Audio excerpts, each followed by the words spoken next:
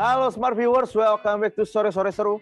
Seru banget. Yes, alright. Masih bersama gue Nathan dan Lovely, dan juga masih bersama dengan Calvin dari Never OK Project. Nah, tadi udah disebutkan PSBB. Nah, ini PSBB ada singkatannya teman-teman nih. PSBB itu adalah pelecehan seksual bukan bercanda. Nah, ini boleh diceritain dong dari Calvin mungkin kesimpulan dari hasil riset kalian dari PSBB ini apa sih gitu? Ya, sebelum masuk ke substansi, sebenarnya penting untuk mengetahui soal latar belakang mungkin ya. Nah, mungkin gue cerita sedikit aja. Nah, kenapa kita melakukan penelitian kecil ini? Jadi ini sebenarnya sebuah penelitian ya, yang memang kita ingin mendapatkan gambaran terkait kasus-kasus soal kekerasan maupun pelecehan seksual yang memang terjadi di dunia kerja dalam 2 tahun terakhir, which dalam hal ini adalah 2018 sampai 2020 kemarin.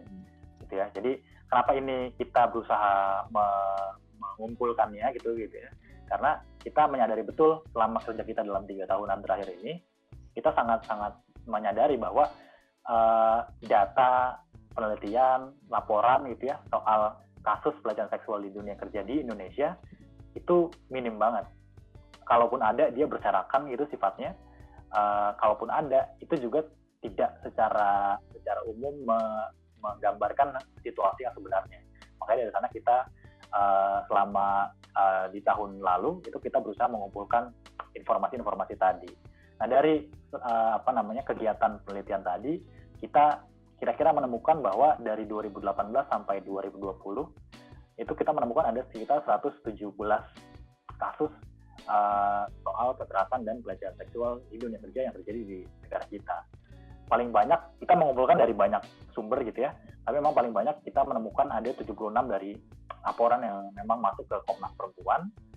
Yang kedua itu 32 kita mantau dari media juga, ada 32 kasus, dan sisanya atau kasus-kasus lainnya itu memang kita kumpulkan, kita dapatkan informasi dari berbagai lembaga yang memang punya fungsi pengaduan atau punya fungsi penerimaan kasus gitu ya, kayak misalnya lembaga bantuan hukum, lembaga penyintas dan lain-lain gitu ya.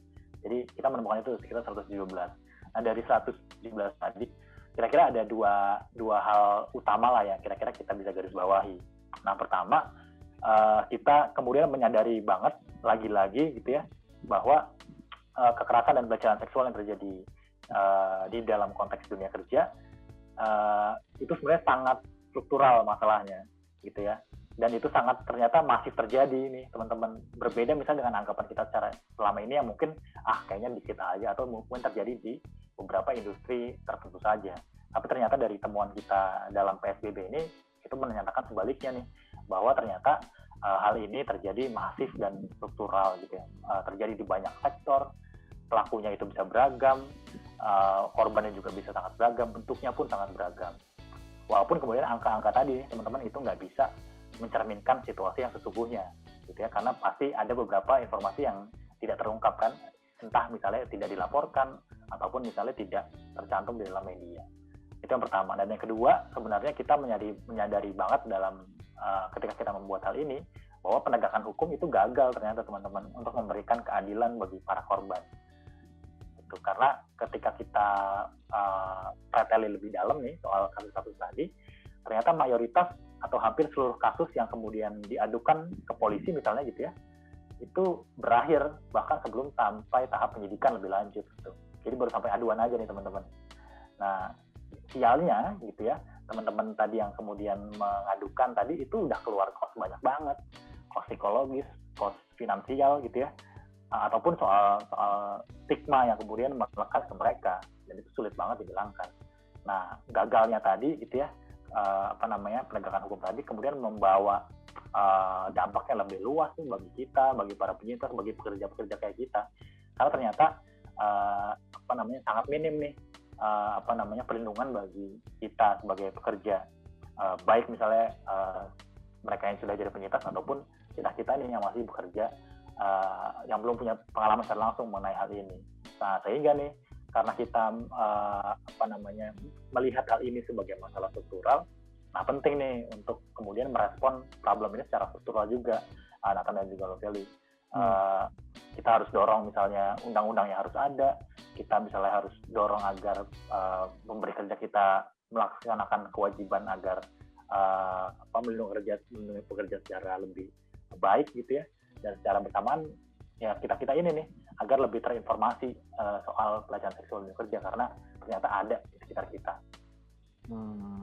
Oke, paham. Jadi memang sebenarnya dari hasil penelitian ini hingga di tahun 2020 ini sebenarnya ya banyak banget problema dan memang penanggulangannya pun ya kompleks gitu yang sekali lagi Never OK Project masih tetap terus untuk ingin capai supaya ya balik lagi kayak motonya internal amin dapat termanifest ke seluruh penjuru hulu ke hilir untuk ya para masyarakat Indonesia gitu ya dapat terlindungi dari namanya pelecehan seksual gitu.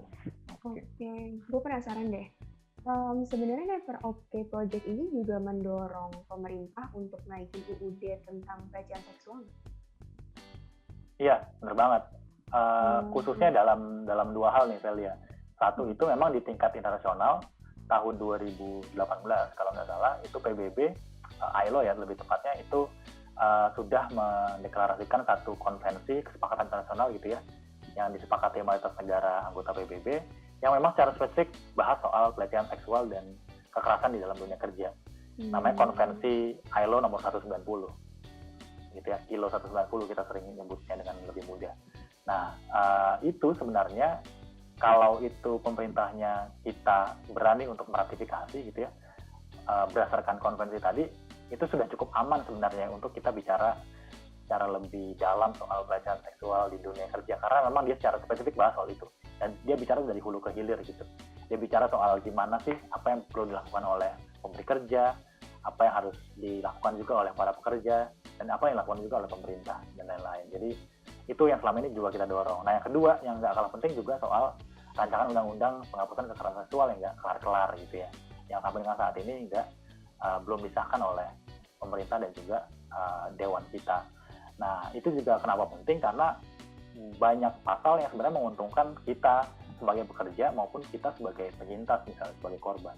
Karena dia bicara soal kewajiban negara dan juga pemerintah gitu ya, dan juga pemberi kerja untuk memberikan pemulihan misalnya. Jadi ketika misalnya kita suatu saat ada teman kita nih yang jadi korban dan ketika mereka melakukan pengaduan gitu ya, ke polisi dan lain-lain, selama proses pengaduan tadi mereka diberikan kompensasi tuh, gajinya tetap jalan, tetap dikasih BPJS gitu ya dan lain-lain, tanggungannya selama bekerja juga tetap berjalan. Jadi prosesnya tidak hilang. Berbeda dengan kita saat ini nih, kondisi kita saat ini udah kita cost-nya sangat tinggi gitu ya ketika kita masuk ke pengadilan. Belum lagi misalnya tadi kalau kita bicara dunia kerja kan sangat kompleks ya. Ya kemudian kita hilang tuh kemudian mata pencarian kita ketika selama kita melakukan proses pencarian keadilan tadi gitu. Belum kita bicara soal stigma dan lain. Nah dua regulasi tadi ketika kita harapannya segera disahkan itu setidaknya mampu mengcover kebutuhan dasar tuh para penyintas pelecehan seksual tadi. Dan kita dorong terus itu selama ini. Kira-kira gitu. Ada sedikit kemajuan nggak dari pemerintahan sendiri?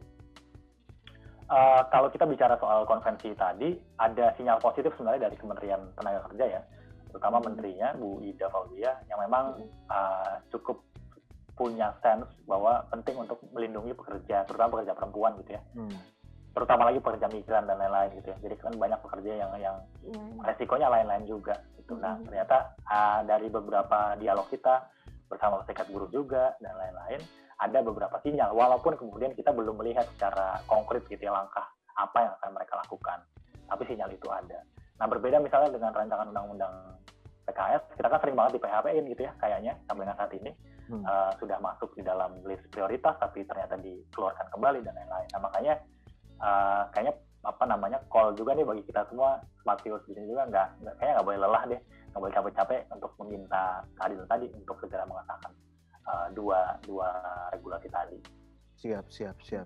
Nah, tadi dari Kak Alvin juga ada sempat menyinggung kalau misalkan memang untuk dari para pekerja ini datangnya banyak kan kayak tadi ada dari khususnya untuk perempuan, para imigran dan lain-lain gitu kan sebenarnya. Nah satu yang pengen gue tanyain juga kalau misalnya buat para mahasiswa sendiri nih yang belum memang masuk ke bilangnya fresh graduate atau pokoknya para lulusan mungkin ya bisa dibilang masih memang benar-benar muda gitu kan. Nah, untuk anak-anak ini yang mulai magang di dunia pekerjaan profesional sendiri nih sebenarnya apakah memang akan bisa lebih rentan atau dari mungkin ada semacam aduan seperti itu nggak sih datang ke Never Okay Project dari ya bilangnya mahasiswa mungkin atau bahkan anak-anak SMA juga kan sebenarnya magang-magang aja untuk di perusahaan-perusahaan besar sebenarnya ada aja gitu kan. Boleh dari Never Okay Project bagaimana nih?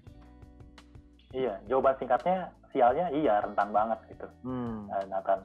Karena misalnya kalau kita lihat dalam website kita di dalam dari berapa sekian ratus cerita yang masuk, kayaknya ada 6 cerita kalau nggak salah yang memang datang dari teman-teman yang magang gitu. Itu pertama. Itu sebenarnya menunjukkan bahwa ternyata teman-teman yang magang pun beresiko. Gitu. Dan yang kedua, dari riset kita, 3 riset kita lah dalam 3 tahun terakhir ini juga seluruhnya menunjukkan gitu ya, bahwa ketika kerja itu semakin tidak pasti, mengalami ketidakpastian kerja gitu ya, secara kontraktual misalnya, atau secara benefit yang dia dapat. Contohnya misalnya kayak magang kan kemudian sangat sulit dia mendapatkan kepastian kerja, gitu ya. Karena kontraknya tidak diatur secara firm. Kemudian dampaknya apa? Dia tidak punya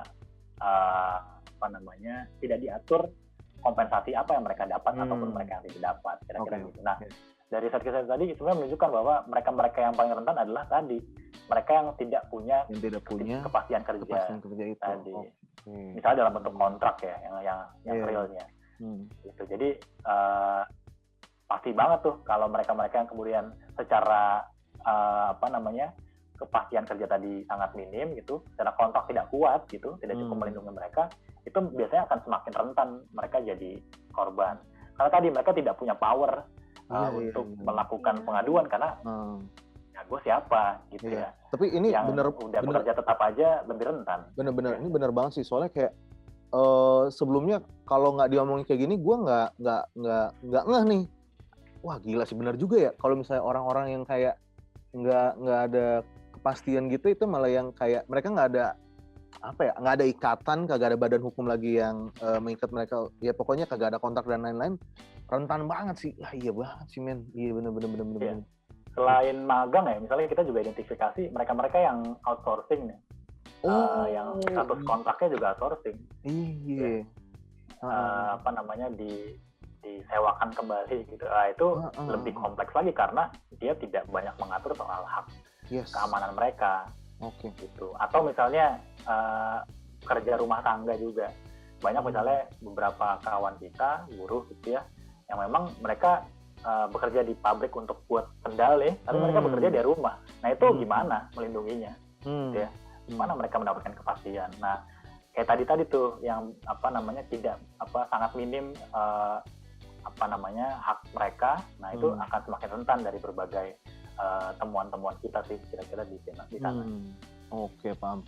Jadi untuk teman-teman yang Smart Voice lagi nonton juga, yaitu mungkin lebih ya, gue sih cuma bisa mungkin di awal segini bilang ya lebih hati-hati kali ya. Ya mau gimana? Iya, lebih aware ketika negosiasinya. Negosiasi gitu. Benar. Pas di negosiasi awal.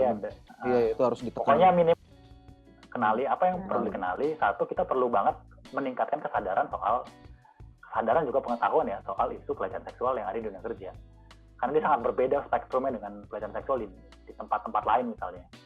Dan yang penting juga, kenali juga, periksa ada nggak sih, misalnya kalau kita sudah kerja atau baru kerja gitu ya, masuk ke tempat kerja baru, ada nggak satu regulasi atau peraturan internal kantor misalnya yang memang bahas secara spesifik soal pelecehan seksual, ataupun berbagai bentuk pelanggaran lain.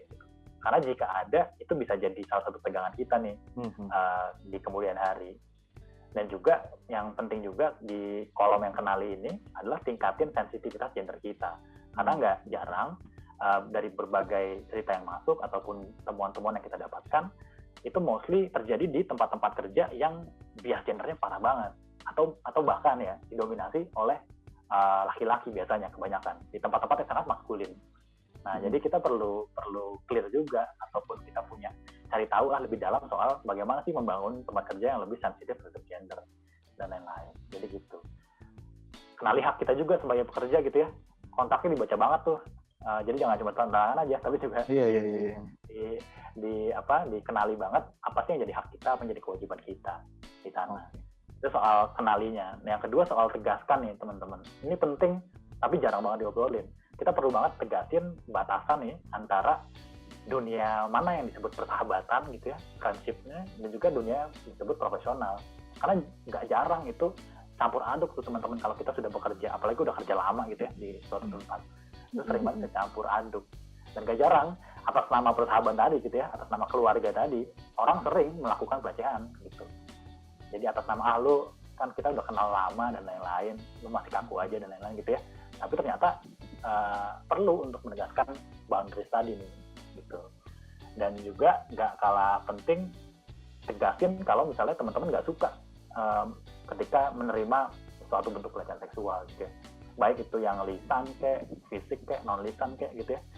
Non lisan misalnya kalau tadi ya dikirimi link-link yang tidak kita kehendaki gitu ya, atau gambar-gambar dan lain sebagainya, nah itu perlu kita tegaskan saja. Penting untuk tegur mereka pelaku tadi secara jelas tentu ya, dan juga secara afirmatif. Dan tadi KN-nya udah, T-nya udah, L-nya terakhir laporkan ya teman-teman kalau memang sudah firm banget gitu. Tadi memang ada banyak keterbatasan ya ketika kita menjadi korban, karena kita sendiri nih kenyataannya yang harus mencatat kronologisnya. Kita punya nggak bukti sekunder gitu teman-teman. Kalau misalnya lagi chatting gitu ya, itu mungkin bisa kita record dan lain-lain, tapi gimana kalau misalnya terjadi secara langsung, itu mungkin jadi sulit. Nah, tapi itu penting untuk mencatat kronologinya. Dan juga mungkin jarang misalnya kalau dari temuan-temuan kita, korbannya tuh nggak satu biasanya di dalam satu institusi gitu, satu tempat kantor. Biasanya ada beberapa tuh teman-teman yang pernah jadi korban si misalnya orang X ini. Nah, jadi mungkin kita bisa saling menemukan tuh antara satu korban dengan korban lain, sehingga kita bisa saling sharing dan mungkin bisa dibuat strategi lanjutan seperti apa. Karena yang paling penting nih teman-teman, dari laporkan itu biasanya kami nyarannya ini jadi last resort ya, jadi upaya terakhir. Karena kita menyadari betul kita sangat sulit untuk melakukan pelaporan karena keterbatasan regulasi dan lain-lain. Tapi ketika misalnya kita sudah kuat ya, punya dokumentasi, kita punya kronologi, kita punya saksi, kita punya teman lain yang jadi korban, dan kita misalnya yakin banget ketika kita melapor ke bagian HR gitu, SDM, mereka bisa proaktif. Nah, itu biasanya akan jadi hal-hal yang sangat membantu kita dalam proses pelaporan ke depannya. Tapi kira-kira itu. Dan kalau misalnya tadi ya, udah dikenali, udah ditegasin, udah dilaporin teman-teman, kalau kita masih jadi korban aja di kemudian hari, dan perlu diingat juga, kita bukan orang yang patut disalahkan, kira-kira gitu.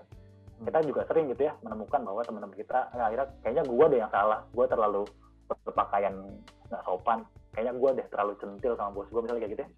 Tapi ketika semua hal tadi teman-teman sudah lakukan secara baik, teman-teman bukan yang salah gitu, pelakunya tetap yang salah. Kira-kira sih di sana yang perlu kita secara tegas imani juga di situ. Oke. Calvin sendiri dan Never Okay Project berarti kan ini udah masuk tahun keempat ya? Iya, benar banget. Iya, ada nggak sih harapan untuk masalah pelecehan seksual ini di tempat kerja di Indonesia untuk kedepannya? Iya, harapannya tentu terutama tadi ya, karena kita melihat ini masalah yang gede banget dan nggak bisa diselesaikan dengan secara horizontal aja. Butuh negara butuh masuk, pemberi kerja butuh proaktif gitu ya. Makanya kami selalu dorong agar segera sahkan tuh undang-undang yang perlu gitu, karena itu ternyata penting banget dari seluruh proses yang kita lakukan selama ini gitu ya. Dan yang kedua, aku rasa penting juga nih untuk pemberi kerja aware soal hal ini, karena ternyata dampaknya itu bisa merugikan banget bagi mereka, nggak cuma material gitu ya, tapi juga imaterial gitu. Contoh misalnya kalau beberapa partner kita itu ngerasain banget ketika misalnya ada satu korban melakukan pelaporan gitu ya, selain memperburuk citra si perusahaan, mereka juga harus ganti biaya-biaya lain loh teman-teman. Mereka harus ikut dampingin ke proses pelaporan kepolisian gitu ya, dan itu butuh duit yang nggak sedikit. Atau misalnya karena ketika mereka misalnya ada yang resign gitu ya, karena tadi tersangkut kasus, proses penggantian orang itu kan nggak butuh duit yang sedikit gitu ya. Nah itu hal-hal tadi sih yang perlu kita dorong juga, bahwa ini logika perusahaan masuk juga loh untuk mereka agar serius untuk membenahi hal ini. Jadi di dalam hal tadi. Nah yang terakhir sih gua rasa yang paling penting juga adalah bagi kita nih teman-teman, kalau ngelihat sesuatu bilang aja gitu, speak up lah gitu. Itu penting karena kalau enggak kita ya siapa lagi gitu. Jadi if you see something ya say something. Kalau pesan kita selalu ke beberapa teman-teman. Karena itu akan jadi inspirasi kok ke berbagai orang, dan tenang aja pasti ada orang siapapun itu yang akan percaya sama cerita kita. Gitu. Benar. Seperti yang tadi Kak Alvin bilang ya, pokoknya berani speak up aja. Pokoknya ya kayak api, yang penting ada percikannya aja, nanti sisanya akan ada yang ngikut juga gitu kalau misalnya, karena kalau merasakan hal yang sama gitu kan. Pokoknya berani untuk teman-teman untuk speak up. Luar biasa hari ini kita ngobrol-ngobrol dengan Kak Alvin, Never Okay Project. Misinya tentunya kita semua di sini sangat mendukung untuk supaya dapat balik lagi untuk dapat manifest dari ujung ke ujung seluruh Indonesia, nggak bahkan cuma Indonesia, pokoknya kalau untuk harapan secara luasnya lagi tentu di dunia ini ya, semoga dapat semakin berkurang, pokoknya apapun itu mudah-mudahan dari Never Okay Project dapat tercapai gitu ya, amin. Dari Kak Alvin ya, kenapa Novelia? Makasih banget ke Kak Alvin karena udah membuat project ini. Aku yakin banyak banget orang yang thankful banget sama Kak Alvin karena udah membuat project ini. Karena biasanya itu korban tuh nggak butuh apa, cuma butuh sih. Itu dia. Thank you Kak Alvin sudah mau datang ke Bidis TV. Terima kasih Kak Alvin juga udah menyempatkan waktunya untuk ngobrol-ngobrol di Sore-Sore Seru. Oke. Nah, Smart Viewers, terima kasih juga udah pada nonton pada hari ini. Minggu depan tentunya kita akan kembali lagi untuk ngobrol-ngobrol. Pokoknya jangan kemana-mana, tetap di Sore-Sore Seru. Bye-bye. Bye-bye. Bye, thank you semuanya.